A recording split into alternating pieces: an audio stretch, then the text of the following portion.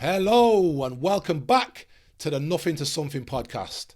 This is the podcast that's been put together to showcase conversations with real people discussing their real struggles on their way to achieving real success. Today, guys, we've got another belter for you. We've got an episode that I know everybody can take something away from. Today, we have an NLP master practitioner. We have a CBT coach. We have a clinical hypnotherapist. Today, we have Will Everett.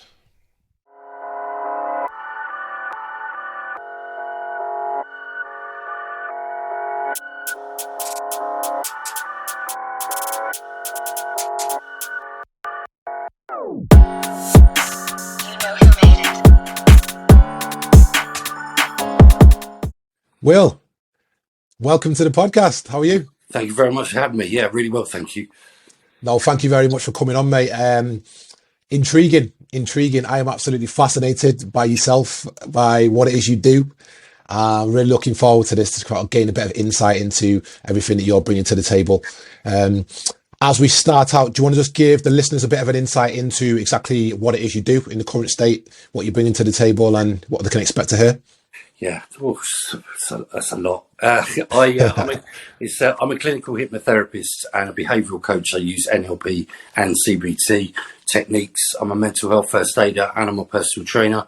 And I help lots of people move past the past and make the future the present. What do I mean by that? Loads of us can get held back and weighed down by the things that have happened to us in the past, trauma, for example, and I help people move past that, create positive self-belief, self-worth, feelings within themselves, and then the future, the present, find their happiness, choose, find and create their happiness for now, the present day. And a lot of people can get lost in those negative self-belief or self-talk ways that we can have, and I help them move past that. No, that's great. That's great. One thing that's crystal clear to me about yourself, Will, is that how much belief you've got in what you do. I know we spoke previously, we spoke last week in sort of priming for this, and the way you speak about your clients, the way you speak about the practices that you take on, you're really passionate about it. It's clear, it comes across how clear you are and how involved you are in what it is that you do. So let's start from the bottom. We'll go all the way back. So before we got to the current state, where did Will start out? Whereabouts are you from? How was your childhood? How was your upbringing? Tell us about Will. Thank you. First of all, thank you for that. I really do appreciate your recognition of that. It is something I'm really, really passionate about. My upbringing, I grew up in Essex, Southend-on-Sea. I moved about Essex for the first couple of decades of my life, or probably nearly 3 decades, and I moved to London when I was in my 30s. And it was something that prompted a change in my career a bit later on. I worked for Waitrose, a grocery store, food store. I'm used to say grocery store because of my American clients. Grocery store, food store, Waitrose, and I worked up there, worked through my way up the ranks there, and I found a passion to develop other people, and that is how I got into what I do. A lot of people expect me to say I've had trauma, I've been through a lot myself, but my passion came from working with great big teams of people and developing them and seeing their passion and their motivation as I developed them and gave them more responsibility. I did some coaching courses with Waitrose and I went on to do my clinical hypnotherapy after meeting someone in the courses of Waitrose that suggested it. NLP course followed, etc., etc. And so I moved on to do more and more courses there. I left Waitrose and went to become a gym manager where I trained as a personal trainer, and I did that for a couple of years. And then as we entered lockdown, I was able to do some online meditation classes. And due to lockdown having a massive impact on people's mental health, I got a lot of requests for one-to-one sessions. So many, I was able to leave my gym manager job, do it full time. So that's how I got into what I'm doing now. Personally, I've been through some rough relationships that have led to depression, self-harm, negative self-talk, codependency, etc., etc. So those have been my relationships. But the main reason that I do what I do is my passion to develop and help other people. And what's happened to me personally has just only helped me understand people more and understand how they can get into the way, those thought processes that they have. Yeah, really good, really good. I think we've got a very common interest there, very much a shared passion in the facts of supporting people. Don't do the therapist work myself, but I've certainly been in the gym, seen myself, gym management, and that specifically led me down a similar path to wanting to support people in their own growth, first physically through personal training, similar to yourself, and then through a mental or a development aspect to try and get ahead in life. So I can certainly resonate with what you're talking about there, Will. It's interesting to say that you say that, sorry, it wasn't due to trauma. That's something I hear a lot. Is that a common thing you see amongst therapists? So I listen to a lot of content, or read a lot of books. I think a lot of people expect it, actually. Sorry. Right. I think a lot of people expect it, that, you know, what's my story? People often ask me my story. And the fact that I talk about the Waitrose, the development, they're always a bit surprised. They expect it to be something big's happened, and that I want to help people because of that. I want to help people because I love helping people. I want to help people because I enjoy helping people. What I've been through is not a motivator to help people. It gives me a better understanding to help people. And that's where I am with it. But I guess I've said it like that because I do get a lot of people expect it. Yeah. The surprise. Yeah, blessing in disguise, I suppose, because once you've been through some stuff, it allows you to have that level of empathy that you may not have otherwise. But no, the great insight there. So what's your why? Talking about coming out of there, it's quite clear that you're passionate about supporting others, and you're helping people through sort of struggles as you just discussed. Why the mental stuff? Why NLP? Why CBT? The hypnotherapy all kind of stems or leads in the same direction, doesn't it? To some degree, in that gaining control of sort of your mindset and controlling your thought process and that sort of thing. Why is it that specific direction you've gone down? Oh, why? It just naturally led me that way, as I was recommended the courses to do. When I did a course with Waitrose, a management course, and the lady I met that suggested these courses, she said to me, "You're the most self-aware person I've ever met in my life." And I coach and develop branch managers, and you're so self-aware and you're very clued up on people. You can read people. You should do this NLP course. And then I was waiting a while because I was waiting a few months before they put the next course on, and she suggested I do the hypnotherapy. So I've just gone along with it. I believe I was put on this planet to save people. That is why I'm here. I find it really easy. Not that it's not emotionally draining, but I never get stuck with how to help someone. I just seem to know what to do. I've got really good intuition. I just seem to know what to do. I just truly believe this is what I was meant to do. And you're following your calling by the sound of things. Yeah. I can't answer any other way. The why is because I just went along with the courses as they developed. The right course seemed to come along at the time. I've never really done a lot of research. What shall I do next? They've always just been suggested, and I've done them, and one course has led to another, and that's it. That's why I believe it was meant to be. It sounds a bit all magical and spiritual and all that, but I am spiritual in some way because actually, I just believe that was what I was meant. This is what I'm meant to do. Mate, that's amazing. I speak to so many people in sort of a development aspects or through management or leadership over the years. And it's surprising how many people have no clue the direction they want to go in, what they want to do with their life. When you speak to someone like yourself, who first and foremost is so forthcoming with it, is so passionate about what they do, and to hear that it's comes somewhat naturally to yourself is refreshing. When I did my NLP course, I was shocked because I thought I did it already. I was using NLP before I knew anything about it, and CBT. But when I did my NLP course, I remember sitting on my course many times thinking, I thought I made this up. I do this already. And so for me, that really was a sign that I was meant to do it. And I didn't have a clue what NLP was. The techniques they were teaching me, I'm like, I thought I made this up. I thought I'd done this already, and I had. So I don't know where I'd learned. I had no idea where I'd learnt it from. It just comes naturally. Spot on. So, Will, just going back to your reference there to being self-aware and being told that you're one of the most self-aware people by a former manager. Yeah. Is that something that's always been the case, or is that something that you've cultivated? I ask that because I certainly didn't have any self-awareness or introspection when I was a younger lad.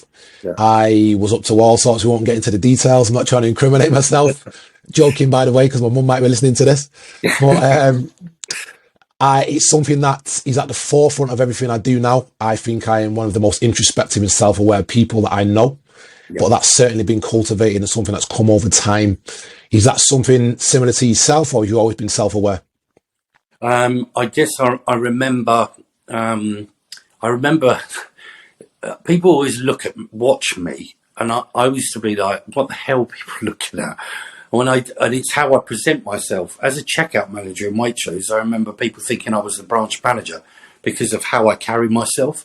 It just comes naturally to me. I'm aware that people used to just watch me, look at me, and there were moments where I think, "What are they looking at?" And then others where I'm just like, "Oh, whatever, it doesn't make any difference." But I'm really aware of people looking at me, and I'm aware of how I stand, how I speak. I don't know. Again, it's such a great question, because I want to tell you that I was taught it, but I haven't been taught it. I just developed it myself.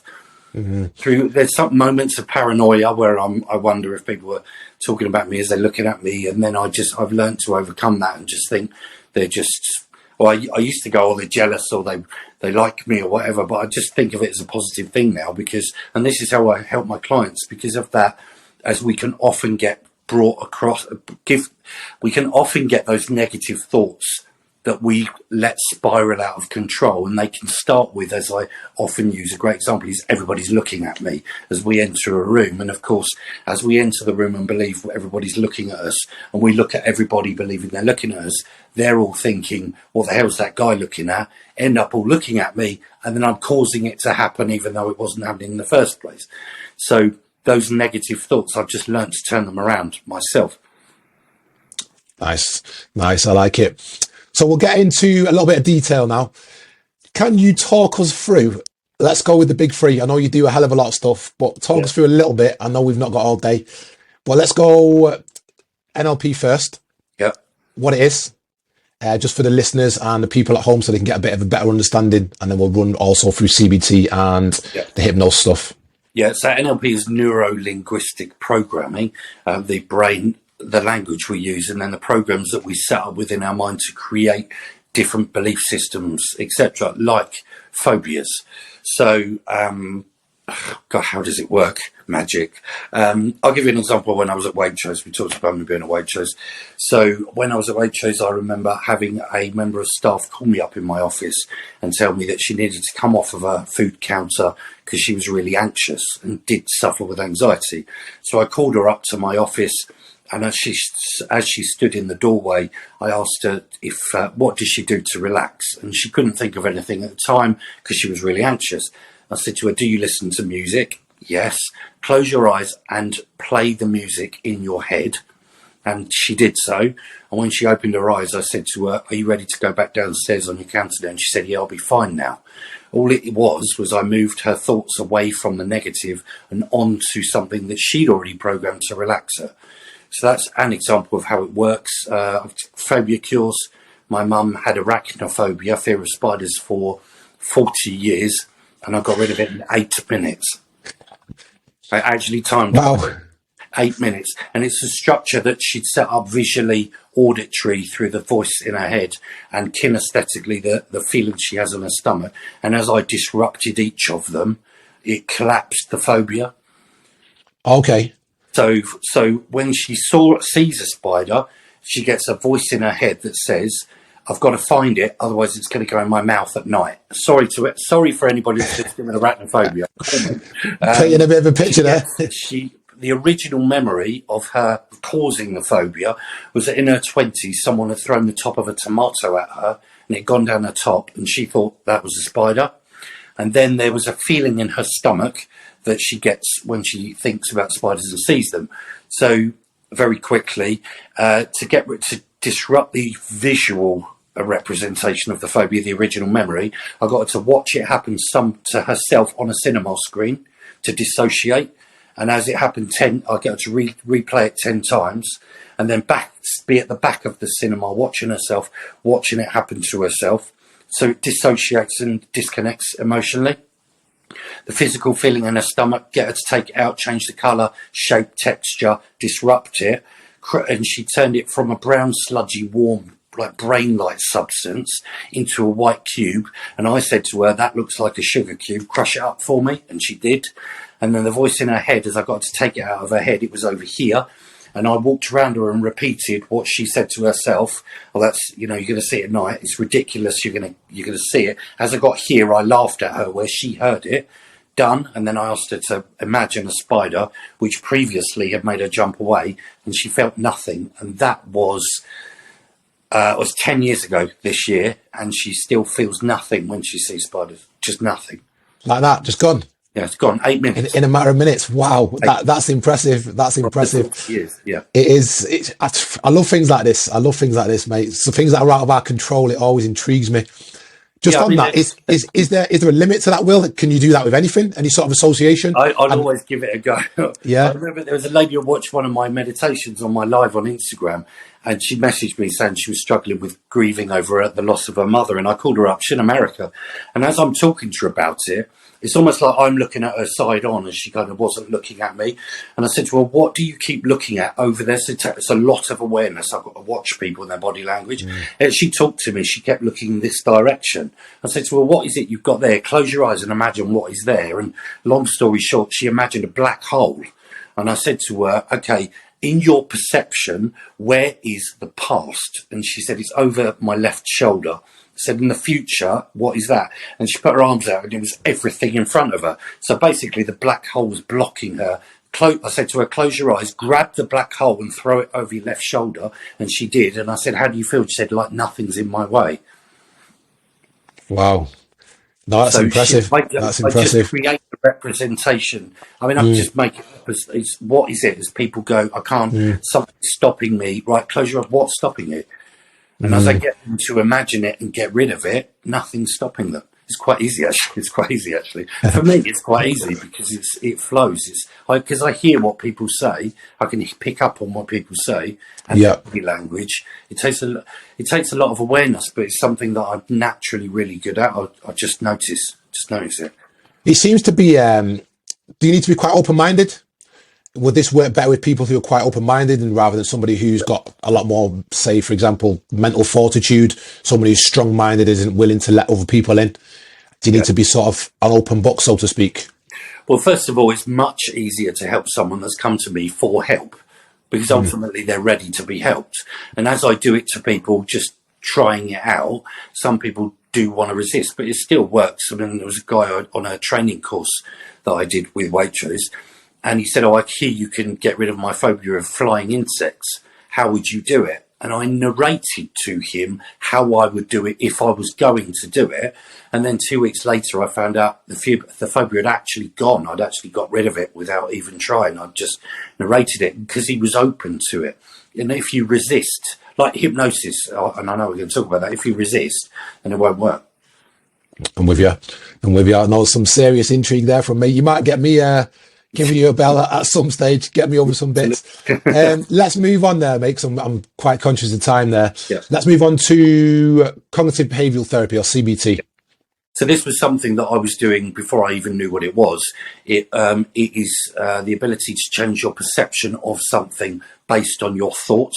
So input, we're going to go around like this. Input comes in through our five senses, something you see, feel, hear, smell, or taste, or it's our intuition. Based on that input, your thoughts create your feelings, and your feelings influence your behaviour. These three are either all negative or they're all positive. Okay, a positive thought will not create a negative feeling. And so what I do with people is, because we can't change the input, I can change their perception of it by changing their thoughts, because we can often get caught in a tunnel vision of belief systems. Our thoughts are reflected in our belief systems, and therefore we could get caught in something and can't see, I guess, outside the box in that respect. And what I do is I get them to see outside the box, or like there's no box at all. I offer different thoughts or perceptions on what that input was, and it can change people's feelings. And I train people on how to do this, and I give them a homework document that they fill out and do it themselves. That's their greatest tool, is what my clients say is the best tool I give them. Changing how they feel about something, therefore being able to take control of their behaviours in a more positive way. And as their input changes, because they're in a better state of mind, they can change their thoughts again and keep it going that way. This is how we can create negative beliefs in our system. As something happens to us, and we believe a certain thing about it, like I'm not good enough and that's why I've ended up in an abusive relationship, we can feel that anxiety and act upon it. As in, we get scared, we don't leave, etc. And because we get like this, the abuse continues, therefore reaffirming in our belief system that we are not good enough. But ultimately, self-worth has no measure, and we are creating this belief from our own beliefs, our own kind of history, if you like. It might be because we were abused as a child, and so therefore maintain it. So people come to me when they've had enough, and then I get them into that state of mind by changing their perception of things. Some people are reluctant. I've given 2 people a refund, only 2. One lady because she wasn't ready to change and she admitted that, but another guy was in victim mindset and he refused to believe it and said, I disagree. And so I said, okay, you're not ready. You're not ready to change then. I can't help you. Gave him a refund. Oh, I love that, Will. So that's how confident you are in your own abilities, to that you can either help them, or if you can't, and we've got a genuine reason why, you'll refund them on their input. And I can help anybody unless I'm not qualified. So it could be a personality disorder, so that'd be psychiatrist, or they're not ready. Everybody else, I know I can help. And there is no doubt in my mind.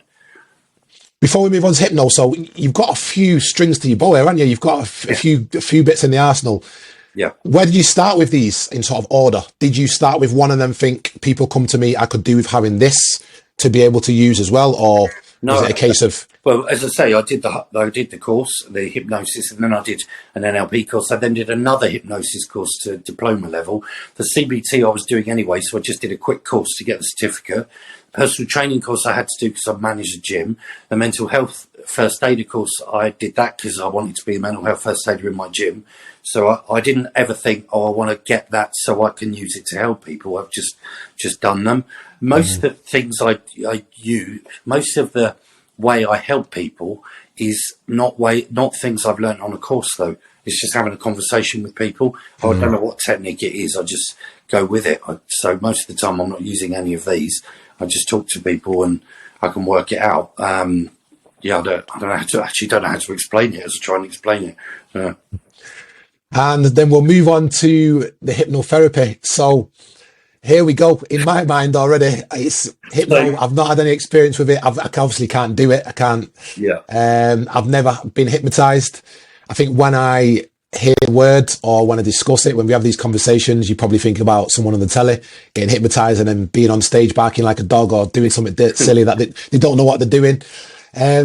Is that real hypnotherapy? Or it's not hypnotherapy. Explain to us. It's not hypnotherapy, it's hypnosis. We can't make anybody do something they're not willing to do. So those people do want to do it. Hypnotherapy is hypnosis with therapy, and they're definitely not doing that on that stage as they bark like a dog. And I remember my mum getting on stage and clucking like a chicken, so I know what that's like. So if you imagine the mind is like an iceberg, and the large part of the iceberg that we can see out the top of the ocean represents our conscious mind, just with this metaphor. And it is everything that you and I are aware of in this moment. It's about 7 to 9 things only. And as our conversation develops, we dive deep below the surface into the unconscious mind. That's the part below the surface that houses everything that you and I have ever experienced. It's so vast, we can't see it, has no edges, and it then holds our belief system, which is everything we know about the world. Trauma is buried at the bottom, as are childhood memories. Our brains aren't developed enough to store memories up until about the age of 2. So anything that we think we remember at that age and before is usually because we've been told it and shown photos and things. And so everything under there is accessible to a limit. Some things are gone forever. With hypnosis, I open up the doorway between conscious and unconscious, and can pull out the information I'm looking for. But what I'm really doing is going in and talking to the unconscious mind and healing it through therapy by the way I talk to it. A lot of relaxation, a lot of reprogramming, new pathways created in your mind. So every time we do something new, our brain creates a new pathway. It would be like walking through a field with really tall grass that you've got to fight your way through. And as we know, the first time we do something, it's a lot of focus, effort, attention to learn it and get our way through. And the more we walk that pathway, the wider and easier it gets to walk. And we end up with a superhighway, really easy to drive down because we've done it so many times. It's like learning to ride a bike, right? Never forget, apparently.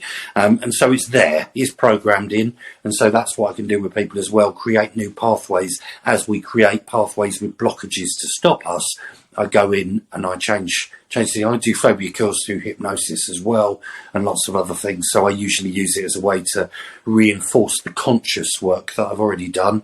And most of the feedback is the peace and calm that people are experiencing is off the scale. I've just signed a new client called Crystal, she's a bodybuilder in America who goes a competitive bodybuilder, and we're doing some mind-body work and to help her with stress levels to grow certain muscle groups. And I've always wanted a client like this who does bodybuilding to see if we can get the brain to make certain muscles grow bigger and stronger through hypnosis. That's really exciting for me. So she's my latest client that we're doing that with. So that's how it works. Lots of therapeutic benefits. And if we had enough time, I'd do a little bit for you now, but I don't know if we've got enough time. But it's about you relaxing and getting into it. No, we'll find time at some stage to do that. I'm intrigued by that. A little bit apprehensive, a little bit scared, maybe should I say, but definitely something that intrigues me. Just back to your latest client you just said. So you've just signed up this client, this Crystal. So you've not actually seen whether the results are coming through that mind to body connection yet. That's something that is really intriguing. You have to keep us posted on that as to see whether you get results. She believes it is, and therefore it is. So, for example, with hypnosis, I could do past life regression. So take you back to your past lives. Do past lives exist? I don't know. But as long as you believe they do, that will help you. If you believe the cause of your issues, your trauma, whatever it is because of a past life, I can solve it by taking you back to your past life and healing. It's what you believe. And with the hypnosis, in terms of what you've just mentioned there, so taking you back to this past life, so to speak, so you can heal this trauma, for example. Once again, I'll ask the same question as the NLP. Is that are certain people more susceptible to that? Do you need to be open-minded? Well, if they believe it. Okay. So once again, it'd probably be people that come to you are far more likely to be open to it rather than you finding somebody in the street and say, right, I'll help you. Yeah, absolutely. I mean, I do that. And obviously it's not always the best thing to say, oh, you sound like you need a therapist. There's not many people that would be open to that. But I do say I could help you with hypnosis. And if they believe, they believe. I haven't come across anybody that's come to me that doesn't believe it, because of course I do tell people I'm a hypnotherapist. There was a while ago I wouldn't even use it, but now I always use it. I get a lot of results from coaching anyway, but I'd always use it to top up what I've done, and it does have a massive impact. Nice one. And do you have a favourite? Do you have a favourite one in your bag there, or are they all interchangeable? NLP, the CBT, because it makes a massive difference, but the NLP, because it's like magic, like phobia cures and things. It's the shock on people's faces when the phobia's gone is unbelievable. And so hypnosis is great, but I don't know, I'm very much energized by interaction with other people. So the NLP is more of that back and forth, whereas the hypnosis, you're just asleep on your bed. So I'm not getting any interaction.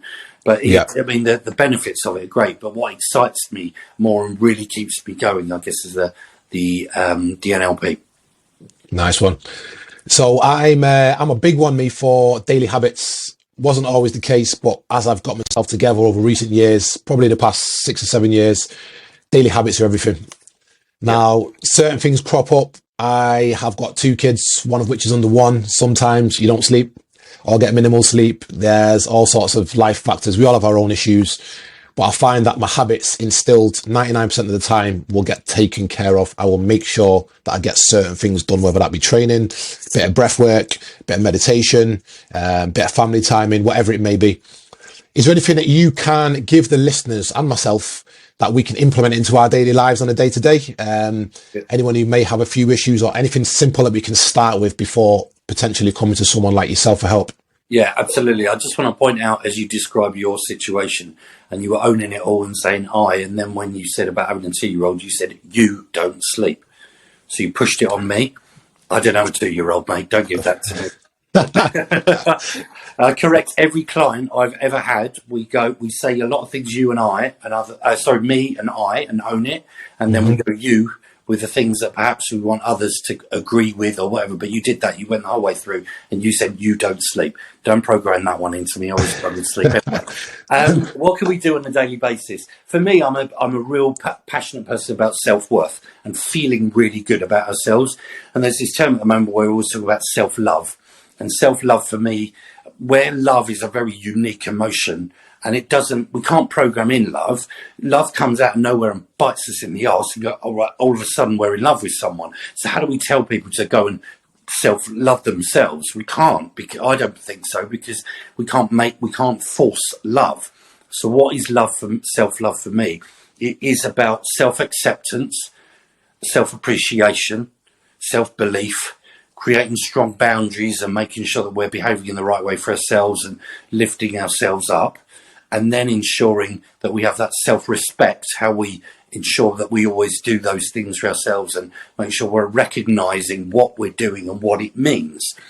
What do I mean by that? If I can build my self-worth, which is what I'm talking about, knowing that I am who I am as I've done this for myself already, then I will be less impacted by the opinions and all the other stuff that comes in from the outside, opinions from other people, etc., etc. Building my self-worth, my knowing, my abilities, and feeling good about myself will ensure I'm less impacted by the things that happen, well, as we say, to me, but it isn't. It's things that happen around us. And to stop our belief thinking it is happening to me. What's the biggest thing that I believe we should do every day? Investment in our self-worth by carrying out routines and knowing that we're doing it because we're worth it. But knowing also, if there is a day that we can't, that's okay. There are times to go easy on ourselves, but there are also times to kick ourselves up the butt when we're lagging and knowing we're not putting our all into it. Recognizing that on reflection through our lives, as I said to you the other day, reflection through introspection, noticing that none of those things that we thought were going to destroy us in the past, all those people and their opinions of us, ever really affected us that bad. We're still all right today, knowing that therefore nobody else's will affect us in the future if we don't let them. Pause, reflect, and just notice and be okay with yourself as a person. And also those things that bother us, the problems we're going through now, don't do anything with it. If it's not an external problem, notice that if you go to bed tonight and the next night and the next night and wake up, the problems get smaller. Why? Because they're not really a problem at all, and we're making them a problem in our mindset. Move your focus and attention to something else, you notice your problem gets smaller. So is it ever really a problem at all? You got loads of stuff there. No, spot on. That's fantastic content. I think everybody listening can take something out of that. Yeah. The two greatest realizations that I've made in the last 2 years of helping people full time is that nothing has any meaning until we give it meaning, and nothing needs to impact our self-worth unless we decide it to. Amazing. There you go. I take all the good stuff and none of the bad stuff. Human nature, I suppose. Yeah. Well, it is. That's it. We all, because our brain will tell us negative things because it's trying to keep us from danger. And if we program in that we're the danger, it will tell us negative things about ourselves, negative self-talk. The brain has no function in telling us good things about ourselves. It doesn't care if we're happy. It just wants to keep us safe. So if you tell it you're the danger by saying bad things to yourself and believing them, it's going to reinforce it. Yeah, spot on. So I can feel the cogs turning. I've got a lot here that I can implement myself. Never mind to the listeners outside. No, nice one. Thanks very much for that, Will. Thank you very much. You seem happy. You seem like you're really enjoying what you're doing. You seem very knowledgeable. You seem like you're really in a good place with what it is that you're doing. And it's clear, as I said at the start, that you're really passionate about what you do and about supporting your clients. Any future plans or any looking back from this stage? I suppose not. Are you where you want to be? Is this your end goal, so to speak? No, I'm definitely not where I want to be. I would like to be able to help more people, but of course I can only help people when they're ready to get help. I see myself on a stage somewhere doing mindset training. I like to do large groups of people with that interaction. That's what I'd love to do. And I know that I'm just waiting to be discovered. Like, it's the right person sees me, I can do it, but I have to keep the drive going. I work from home. It's very easy to sit back and watch Marvel movies all day. Very, very easy. So it's just about pushing with that momentum and ensuring that I'm doing the best I can. I am fulfilled with what I do. I just would like to do more. I'm bought in. I can tell you that much. I'm bought in. You've certainly got it. You've certainly got it. There's definitely something there. So thank you for that. Right, before we wrap things up, I'm going to get into a series of questions that I put in through every episode. Yeah. I'm a big believer that success leaves clues. Yeah. So we ask these questions on every episode and we'll see whether the answers marry up to some degree or where we are down the line. So first and foremost, we talked about routines a little bit. Talk us through your morning routine. Do you have a morning routine in place? So yeah, I get up and I always make sure I shower and make the bed. Those two things for me are important. They connected with me emotionally in lockdown. When we first went to lockdown, I struggled to do that. I really struggled in the first lockdown. And so those two things are part of my morning routine. I always do that. Then I'm connecting with people, social media, getting up, having breakfast. I usually get up, do that, eat and go straight to the gym and get that done. That fires me up, and then I'm back. I work better in the afternoon and evening and night time, especially because most of my clients are in America. So that is my routine as soon as I get up. Always get up, make the bed, shower, eat, go gym. That's my routine, and I feel good for doing that every day. Nice one, intriguing. It's funny you say that. We don't get many of those nowadays. I think society set us up to think that if you get up early in the morning, a ridiculous o'clock, bit like myself, then that's the way to do it. That's the way to success. Yeah. But it's not. The more content and the more sort of data that comes out over recent years, we're understanding now that people are programmed differently. A lot of it's genetic. Yeah. People are either night owls or they're early birds. Yeah. And so for me, I'm not, sometimes I'm not even up in the morning because I might be up. Okay. I'm fired up at 2 a.m. sometimes. And so right. morning won't be morning the next day. It might be 1 p.m. But that's okay. I just adjust back. But I don't do that too often. Otherwise, I do end up really tired. But I'm quite fired up late at night sometimes. So tonight I've got a live with a doctor in New York he's a street doctor. So he goes about 11 p.m. Nice. I have to do with him. So I have napped today already to make sure I'm all right and might have another one. Yeah, yeah. It's just making sure I'm all right for that because I love to connect with people. I'm always drawn to America. And for me, I have a belief I'm meant to be there doing this in America. It's just because I keep getting clients there, I keep getting drawn there. So, yeah, so that's my routine. Making sure that, throughout the day I'm eating enough and being aware of how I feel. And if I need to nap, I'll nap. I nap a lot. I don't tend to sleep that well at night. So I do nap because I know that helps me. And knowing I need to do it ensures that I do it. That's self-awareness again to some degree. Yeah.